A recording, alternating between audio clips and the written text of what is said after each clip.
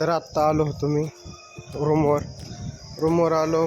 कालची कपडे वाळाय घातली होती ती काढली आणि मग काय आज काय करायचं ब्लॉग म्हणून काहीच केलं नाही. तर मग आज विषय असा होता की घरी जाऊन कालची भांडी घासली होती, पण अजून कशी राहिली काय माहीत नाही. तर मित्रांनो तुम्हाला दाखवतो रूमवरचं स्विमिंग पूल ते बांधलेलं आमच्या नानीत. चला तुम्हाला दाखवतो. हे आमची एक बाई एकची नानी. तर गुडघे एवढं पाणी साचलेलं आहे.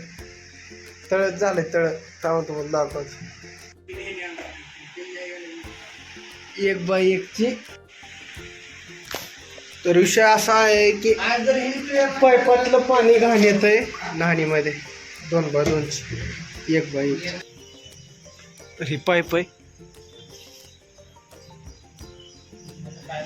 ह्या पाईपात ना पाणी आतमध्ये जाते बाहेर. आता आम्ही आंघोळी कुठं करायचे? बाथरूम मध्ये, टॉयलेट मध्ये. इतकं पाणी साचलंय, एवढं पाणी साचलंय. आता तुम्हाला बाथरूम नको दाखवायला. आता एक बारीने ह्याने आंघोळ केली, ह्याने आंघोळ केली, ह्याने आंघोळ नाही केली आणि आज मी पण नाही काढणार. आता मी खाली ते किराणा दुकानदार आहे, मला विचारून येतो की तुमच्या नाणीमध्ये पाणी साचतंय का. तो उनको भी एक सवाल करेंगे, आप नहाएंगे किधर?